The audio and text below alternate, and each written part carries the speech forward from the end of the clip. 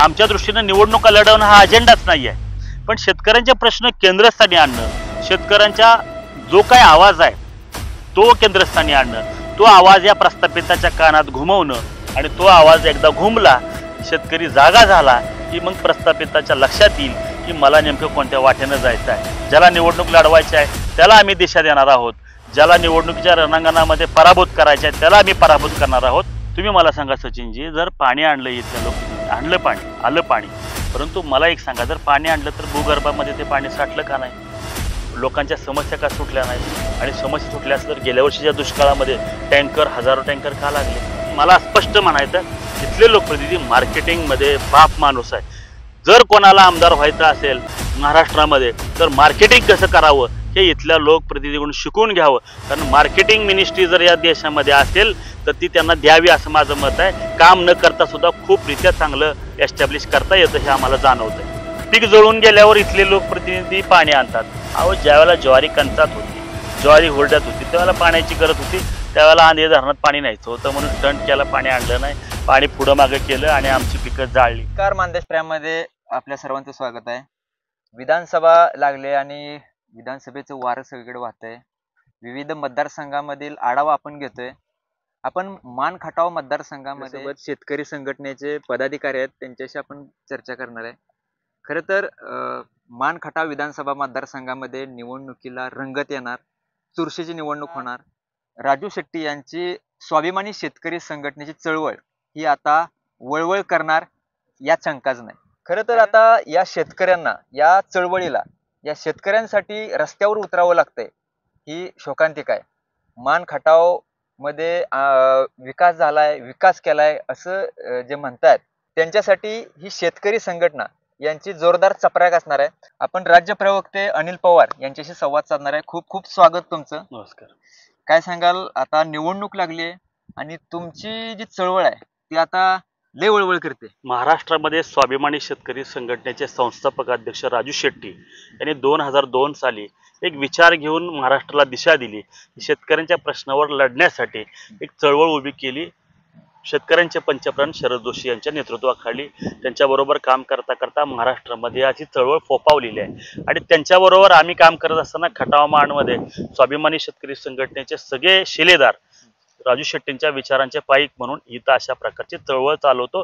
तिचा हेतू एकच आहे की शेतकऱ्यांचे प्रश्न सोडवणे, शेतकऱ्यांच्या अडीअडचणी सोडवणे, शेतकऱ्यांच्या शेतमालाच्या भावाची लढाई लढणे, शेतकऱ्यांचे विजेचे प्रश्न असतील, पाण्याचे प्रश्न असतील, आरोग्याचे प्रश्न असतील, या सगळ्या प्रश्नांची लढाई करत करत करत ही चळवळ आज खटाव आणि मानमध्ये फोफावलेली आहे. आमचा हेतू एकच आहे की निवडणुकीच्या रणांगणामध्ये उतरल्याशिवाय, निवडणुकीच्या रणांगणामध्ये उतरून ही राजकारणाची गटारगंगा अस्वच्छ झाली आहे, खराब झाली, ती स्वच्छ करण्यासाठी आमच्यासारखे चांगले उच्च विद्या विभूषित शिलेदार रणांगणात आले पाहिजेत. हा उद्देश ठेवून राजू शेट्टीने आम्हाला असा आदेश दिला की राजकारण जर स्वच्छ करायचं असेल तर तुम्हाला विहिरीच्या भोवती पोहून उपयोग नाही, तुम्हाला त्या राजकारणाच्या गटारगंगा स्वच्छ करायच्या असतील तर तुम्हाला राजकारणामध्ये उतरावं लागेल. तुमच्याकडे बघितलं, शेतकरी संघटनेची चळवळ बघितली, पदाधिकारी बघितले, तर तुम्ही कसं लोकांपर्यंत पोहोचता, शेतकऱ्यांना कसं आकर्षित करता, कसं तुम्ही, तुमची रणनीती काय? राजू शेट्टींच्या बरोबर गेले 20 वर्ष मी काम करतो. याआधी मी पत्रकार होतो, मंत्रालयामध्ये एका मंत्र्याचा मी सचिव होतो. हे सगळं काम करत असताना मला लक्षात आलं की सर्वसामान्य केंद्रबिंदू शेतकरी आहे. एका दाण्याचे 1000 दाणे करणारा शेतकरी आज त्याच्या प्रश्नांची सोडवणूक करण्यासाठी मोठ्या गप्पा मारल्या जातात. प्रश्न मात्र केंद्रस्थानी तसेच आहेत, पण शेतकरी प्रश्नावर लढणारी ही सगळी मंडळी मोठीच आली. मग आम्ही विचार केला राजू शेट्टींच्या विचारांची ही चळवळ या भागामध्ये कशी राबवूया. आम्ही गावागावामध्ये शेतकऱ्यांच्या अडीअडचणी सोडवत गावागावामध्ये शाखा निर्माण केल्या. शेतकऱ्यांच्या प्रश्नावर जाण असणारे सगळे युवक आमच्या बरोबर घेतले, त्यांना तिथलं नेतृत्व दिलं आणि शेतकरी प्रश्नांची जाणीव त्यांना करून दिली. ज्यावेळेला खटावमानमध्ये शेतकरी चळवळीचा उदय झाला त्यावेळेला या भागामध्ये अनेक कारखान्यांनी, सांगली जिल्ह्यातल्या कारखान्यांना ऊस घातला होता. त्या भागातल्या अनेक शेतकऱ्यांची बिलं थटली होती. जवळपास आकडा हा 100 कोटीच्या आसपास होता.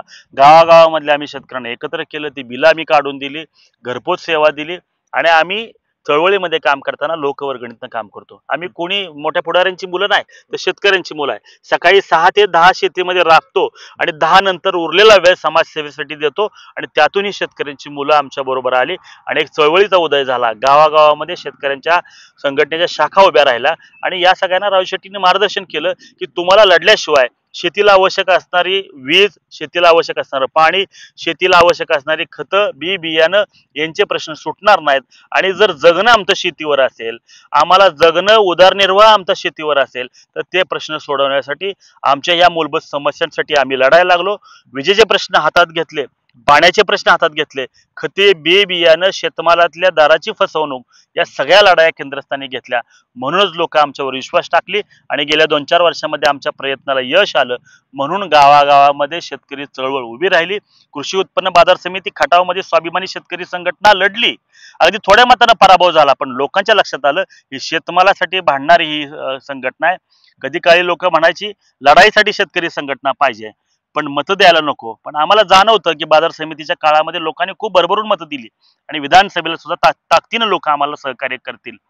आमच्या दृष्टीनं निवडणुका लढवणं हा अजेंडाच नाही आहे, पण शेतकऱ्यांचे प्रश्न केंद्रस्थानी आणणं, शेतकऱ्यांचा जो काही आवाज आहे तो केंद्रस्थानी आणणं, तो आवाज या प्रस्थापिताच्या कानात घुमवणं आणि तो आवाज एकदा घुमला, शेतकरी जागा झाला की मग प्रस्थापिताच्या लक्षात येईल की मला नेमकं कोणत्या वाटेनं जायचं आहे. ज्याला निवडणूक लढवायची आहे त्याला आम्ही दिशा देणार आहोत, ज्याला निवडणुकीच्या रणांगणामध्ये पराभूत करायचे आहे त्याला आम्ही पराभूत करणार आहोत. पण हे सगळं या शेतकऱ्यांच्या प्रश्नांवर लढून करणार आहोत आणि अशा अनेक लोक आम्ही उभी केलेत. म्हणून आम्हाला ताकद मिळते. लोकवर्गणीतून लोक आम्हाला चळवळ चालवायला सहकार्य करतात. आमच्या शेतीच्या उत्पन्नात आम्ही किती फिरणार आहे, पण गावागावात लोक आम्हाला एखादा प्रश्न हातात घेतला की चळवळीला सहकार्य करतात, मदत करतात. अनेक लोक आज शेतकरी चळवळीला मदत करतात. म्हणून ही चळवळ वेगानं चालले आणि निश्चित याही विधानसभा निवडणुकीमध्ये आम्ही आमची ताकद दाखवू, परंतु निश्चित चळवळीचा आमदार या खटावमानमध्ये केल्याशिवाय आम्ही स्वस्त बसणार नाही, हे आमचं स्वप्न आहे. तुम्ही आता राज्य लेवलला शेतकरी संघटनेचं काम करताय. मान खटाव हा कायमचा दुष्काळी भाग म्हणून ओळखला जातो. आता तुम्ही गावोगावी फिरताय, शेतकऱ्यांशी संवाद साधताय, त्यांच्या अडचणी, समस्या आता तुम्ही सांगितल्या. प्रमुख काय वेदना आहेत या इथल्या शेतकऱ्यांच्या, या मान खटाव मधल्या? खरंच शेतकरी सुखी आहे का? म्हणजे तुम्हाला काय जाणवलं, काय दिसलं तुम्हाला? काय आहे, शेतकऱ्यांच्या पदरी खटावमानच्या उपेक्षा झाली. विद्यमान लोकप्रतिनिधी कितीही म्हणत असले मी पाणी आणलं, मी पाणी आणलं. अरे मग पाणी आणलं तर पाणी आणल्यानंतर या भूगर्भामध्ये पाण्याची जर साठवण झाली असती तर एखादा दुष्काळ पडल्यानंतर लोकांना पिण्यासाठी वनवन फिरावं लागलं नसतं. तुम्ही मला सांगा सचिनजी, जर पाणी आणलं, इथल्या लोकप्रतिनिधी आणलं पाणी, आलं पाणी, परंतु मला एक सांगा, जर पाणी आणलं तर भूगर्भामध्ये ते पाणी साठलं का नाही?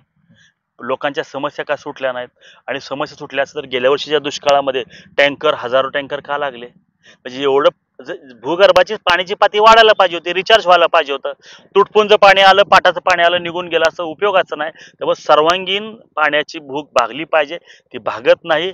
आणि केवळ पाण्याच्या वल्गना करून करून कान किटलेत, लोक वैतागलेत. लोकांना सर्वांगीण विकास पाहिजे. जर आपण पाहिलं म्हणजे कृष्णेची सगळी बाजू बघितली, कृष्णा नदीची सगळी ती बघितली, जी काही हिरवळ आहे ती हिरवळ खटावमध्ये आत्ताच दिसायला लागलेली आपल्याला. पण त्याच्या मागे केवळ पाणी प्रश्न नाही, तर पाऊस चांगला पडायला लागलेला आहे. आणि अलीकडच्या काळामध्ये पाण्याचं जे श्रेयवादावर राजकारण होतंय, मला त्यात पडायचं नाही. केवळ शेतकरी संघटनेच्या माध्यमातून शेतकरी बोलायला लागलाय का? 100% बोलायला लागला नाही तर आमच्या चळवळीला पाठबळ मिळालं नसतं. ऊसाची दराई आम्ही लढली, 2500 रुपये ऊसाचा दर होता. या तालुक्यामध्ये यापूर्वी 2 वर्षामध्ये कोणी शेतकरी चळवळीच्या हाकेला साथ दिल्यानंतर 2500चा दर आज 3150 दिला. तालुक्यामध्ये 3-4 कारखाने आहेत, तालुक्याच्या बाउंड्रीवर 2-4 कारखाने आहेत, मोठ्या दिग्गजांचे कारखाने आहेत. जरंडेश्वर सारख्या मोठ्या दिग्गजाचा कारखाना आहे. आम्ही आवाज उठवला, प्रश्न मांडायला लागलो, बिलं वेळेवर मिळायला लागली, अडचणी संपल्या. नाही काय, लढाई मोठी आहे, ही लगेच काय संपणार नाही. आम्ही उभं राहिलो, आमच्या हातात जादूची कांडी नाही, पण आम्ही उभं राहिलो, याचा अर्थ विरोधाचा आवाज मोठा झाला. लोकांच्या लक्षात आलं कुणीतरी लढतंय, आपल्यासोबत लढतंय, आपले प्रश्न मांडले पाहिजेत. गावागावात आम्हाला फोन येतात की आमचा हा प्रश्न आणि या प्रश्नांसाठी तुम्ही आमच्या बरोबर या. आणि छोटे छोटे प्रश्न घेऊन जेव्हा हे बिल्लेदारी कार्यकर्ते गावागावात जातात तेव्हा प्रशासनाच्या लक्षात येतं यांच्या नादाला लागून उपयोगाचं नाही. आणि मग हा आवाज मोठा झाला, प्रश्न सुटायला लागले.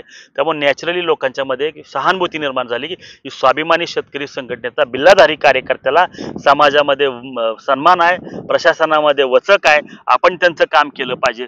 म्हणून तुम्ही जाताना खटाव तालुक्यामध्ये फिरला तर अनेक गाड्यावर स्वाभिमानीचे स्टिकर दिसतील, अनेक कार्यकर्त्यांच्या युवकाच्या छातीला बिल्ला दिसेल. का तर त्यांच्या लक्षात आलं की मी शेतकरी आहे, ही जाणीव त्याच्या मनात आणि तो प्रश्नांसाठी लढतोय हे आम्हाला जाणवायला लागलं. प्रशासनाची पंगा घेणं, प्रशासनाची भांडणं लढणं हे आमच्या रक्तात आहे. लढणं, भांडणं, संघर्ष करणं हे आम्ही सोडणारच नाही. त्यातून लोकांचे प्रश्न सुटत जातात आणि हळूहळू लोकांच्यात विश्वास निर्माण झालाय. हे लढले प्रश्न सुटतात. मग कुठल्या आमदाराच्या मागे जायची गरज नाही, कुठल्या 1000 रुपये घ्यायची गरज नाही. आपण आपला स्वतःचा प्रश्न सोडवूया आणि लोकताकदीच्या जीवावर संघटितपणे सोडवूया, हा लोकांना विचार मिळायला लागला. त्यामुळेच आमची या भागामध्ये भरभराट व्हायला लागली. म्हणून लोकांनी आम्हाला सांगितलं या प्रस्थापितांना तुम्ही पाडण्यासाठी निवडणुकीच्या रणांगणात उतरा. यश अपयश आमच्या नशिबी, आम्ही घाबरत नाही यश अपयशाला. ज्या राजू शेट्टींनी 2 शिलेदार घेऊन आज देश हादरवला, 2 वेळा खासदार, एकदा आमदार, एकदा जिल्हा परिषद सदस्य आणि आज शेतकऱ्यांच्या मसीहा बनवलंय, त्यांचे आम्ही पाहिक आहोत.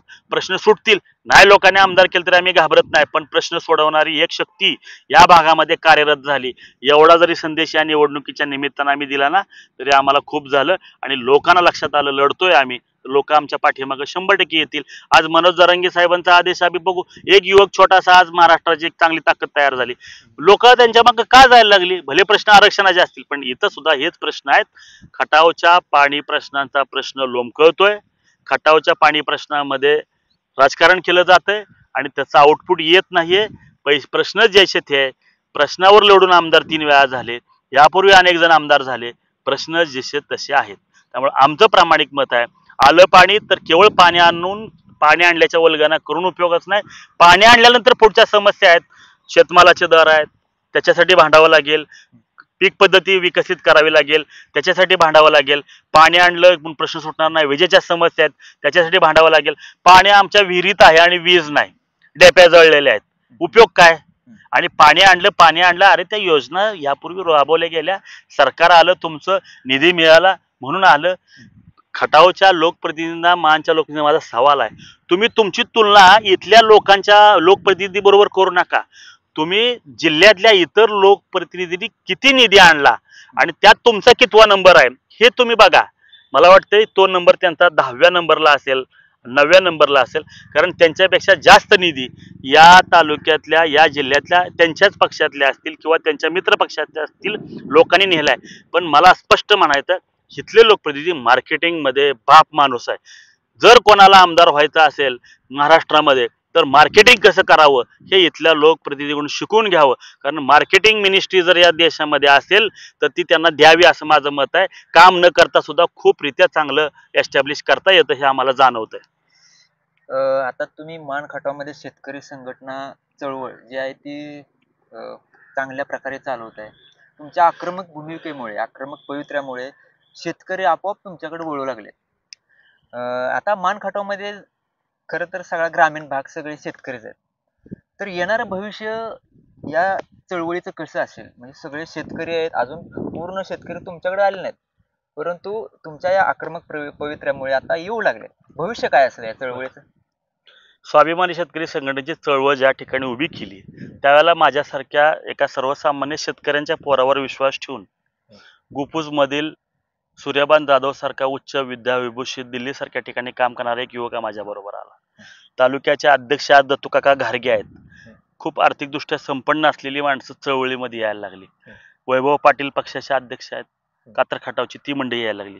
विखयाची स्वाभिमानी शेतकरी संघटना 50, 55, 60 वर्ष वयाची जुनी जाणती बुजुर्ग मंडळी स्वाभिमानी शेतकरी संघटनेबरोबर यायला लागली. तानाजी देशमुख शेती करतायत दिवसभर, संध्याकाळ उत्तम वक्ता आहे, शेतकऱ्यांचे प्रश्न ग्रामीण ढंगात मांडतायत, ते माझ्या बरोबर यायला लागले. अशी अनेक नावं सांगता येतील. म्हणजे व्यापारी मंडळी आमच्या सोबत यायला लागली कारण त्यांच्या लक्षात आलं की आम्हाला संरक्षण पाहिजे. आज या तालुक्यामध्ये फायनान्स कंपनीने उच्छाद मांडला होता, अनेक घरोदारं जप्त करत होती. अशा सगळ्या लोकांसाठी आम्ही भांडलो, ती सगळी माणसं यायला लागली. म्हणजे आम्ही केवळ शेतकऱ्यांच्या प्रश्नावर लढतोय म्हणून आमच्या सोबत नवीन युवक येत आहेत असं नाही. मान तालुक्यातले शरद खाडे नावाचे युवक आज मानमध्ये आहेत, पण ते खटावमध्ये काम करतात, ते बरोबर यायला लागले. संतोष तुपे, अनेक हजारो नावं सांगता येतील. कातर खटावची स्वाभिमानी शेतकरी संघटनेची शाखा असेल, विक्याची असेल, पेडगावची असेल, उंबर्ड्याची असेल, गोपूची असेल, भोसऱ्याची असेल, कितीतरी गावागावामध्ये बोंबाळ्याचे असेल, डाळमोडीचे असेल, कितीतरी गावात नवीन युवक या प्रश्नावर लढण्यासाठी तयार झाले. ही आमची मोठी अचिव्हमेंट आहे. कारण प्रश्न मांडण्यासाठी आमच्या बरोबर यायला लागले. चितळीमध्ये सचिन पवार नावाचा एक चांगला युवक तालुका अध्यक्ष काम करतोय, प्रश्न मांडतोय. निमसोडमध्ये अमोल मोरे सारखा व्यावसायिक स्वाभिमानी शेतकरी चळवळीत आहे. ते व्यावसायिक असून सुद्धा आमच्या बरोबर काय आहेत, ते का घाबरत नाहीत? तर त्यांचा ऊस आहे, त्या ऊसासाठी आम्ही भांडतोय, त्यांच्या पाण्यासाठी भांडतोय, त्यांच्या इतर शेतमालासाठी भांडतोय. आणि ही रांग आता लागणार आहे, तुमच्या लक्षात येईल येणाऱ्या काही दिवसांमध्ये. ही वाढत चाललेली आहे. आता वाढतोय आम्ही हे लक्षात आल्यावर इथल्या प्रस्थापितांना त्रास व्हायला, उद्या आमच्यावरही आरोप करतील. आम्ही आरोपाला घाबरत नाही. आम्हाला माहित आहे नेमके प्रश्न काय आहेत या तालुक्याचे, या विधानसभा मतदारसंघाचे प्रश्न काय आहेत. आम्ही निश्चित शेतकरी म्हणून काम करताना कमी पडतोय लोकांच्या पर्यंत पोहोचायला. कारण दिवसभर शेतामध्ये काम करायचं आणि फावल्या वेळामध्ये चळवळ चालवायची. आणि आता पूर्ण वेळ काम करताना हळूहळू आम्ही मान तालुक्यामधल्या प्रत्येक गावात पोहोचतोय. म्हणजे मान तालुक्यातल्या बिजवडीमध्ये आम्ही पोहोचलोय, राजवडीमध्ये पोहोचलोय, खाली इकडं रानंद भागामध्ये पोहोचलोय, दैवडी शहरात काम करतोय, शहरातले प्रश्न मांडतोय, वडू शहरामध्ये प्रश्न मांडतोय, इथं महेश गोडसे म्हणून शहरातले प्रश्न मांडतोय, तिथं राजू मुळीक आमचा दैवडीचा अध्यक्ष आहे, तो शहरातले प्रश्न मांडतोय, केशव जाधव प्रश्न मांडताय, दादाराजे भोसले प्रश्न मांडतात. किती युवकांची नावं सांगू. आणि शेतकरी चळवळीमध्ये नेता नसतो, असतो तो सहकारी. राजू शेट्टी आम्हाला सन्मानानं प्रत्येकाला ओळखतात, म्हणून आम्ही हे प्रश्न मांडताना घाबरत नाहीत. आणि इथल्या अनेक प्रस्थापितांनी आम्हाला धमक्या दिल्या की तुम्ही हे प्रश्न मांडू नका, तुम्ही आमच्यावर बोलू नका. आम्ही कोणाच्या बापाला घाबरत नाही. येणाऱ्या काळात या मान खटावमध्ये शेतकरी संघटनेच्या चळवळीचा उमेदवार आमदार इथं होणार. इथले स्थानिक स्वराज्य संस्थेवर शेतकरी संघटना राज्य करणार. 100% करणार. का नाही करणार? आम्ही कुठल्या विचारधारेच्या विरोधात नाहीये. आम्ही आमचे प्रश्न मांडणाऱ्या माणसाला सभागृहात पाठवायचा विचार करतोय. इथले लोकप्रतिनिधी, इथले इतर स्थानिक स्वराज्य संस्थांतले प्रतिनिधी प्रश्नावर बोलतायत कुठं? आम्ही घेवड्याच्या प्रश्नावर बोललो, लोकांची अडकलेली बिलं व्यापाऱ्यांच्याकडे काढून दिली. दिल्लीमध्ये दर पडले की इथं दर पडायचे, आम्ही ती व्यवस्था उभी केली.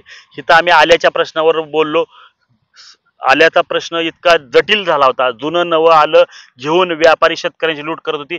आम्ही सरकारी आदेश काढून यापुढच्या काळामध्ये ती अशी फसवणूक होणार नाही ह्याची काळजी घेतली.